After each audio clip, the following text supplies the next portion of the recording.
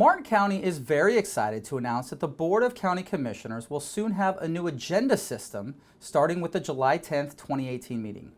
I'd like to take you on a short introductory tour to show you the new way that you, our citizens, will be able to access the board's agenda and individual agenda items once an agenda has been released.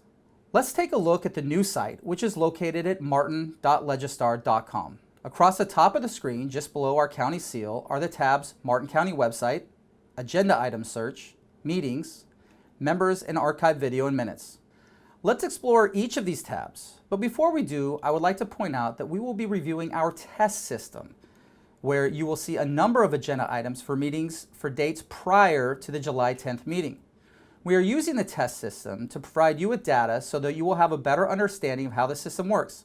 But remember, this is all just test data that's in this program right now.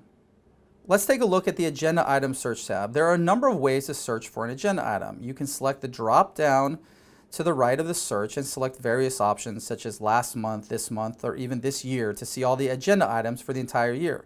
This will provide a list of all individual agenda items that are scheduled for your meetings based on your selection. You can also search for keywords that are found within an agenda item or an attachment. If you click on attachments, the attachments will be included in your search.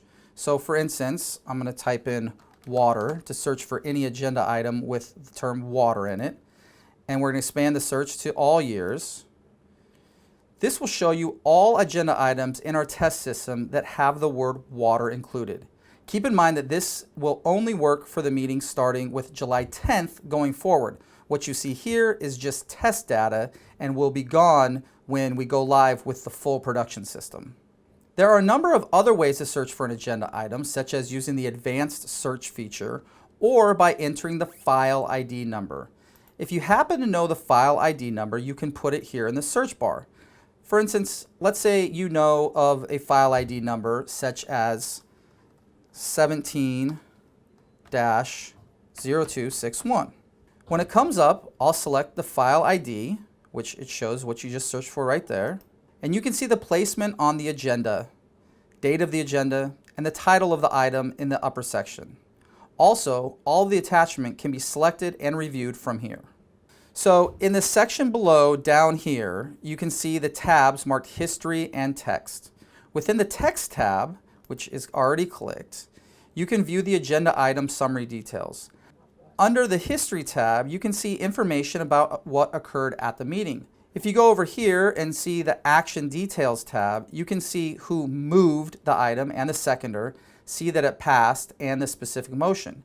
If you scroll down, you can actually see how each commissioner voted on the item. If you close that out and you click on Meeting Details, you can see all items that were on this meeting date. First, under the Results column, you can see if the item passed or failed, and of course select the action details on any of these items to see who voted for each item. Back on the top, if you click Meetings, all the agendas that are posted should come up. Again, July 10th is the first day that these meetings will be posted in this system. If you don't see a meeting or an agenda posted, it means it hasn't been released yet. Once it is released, selecting the meeting details will take you to a list of all the items that are on the site. And then you can select the file number and you can view any of the attachments. Still under the Meeting tab, note that you can actually click on the full agenda packet or the agenda. After the completion of the meeting, the minutes and video will also be available here. So for example, if you take the May 14th, 2018 meeting, which is again a test meeting here, click on Agenda, it will actually download the agenda to your computer, which you can open.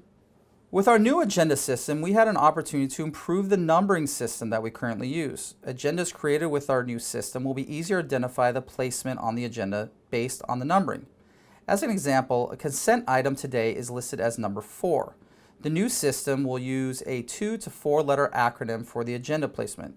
Consent items will now be labeled as CNST for consent, PH for public hearings, B and C for boards and committees, DEPT for departmental items, and so on. There are so many different ways that you'll be able to access information about the board's agenda with our new system. Try it out on your own and see what you think.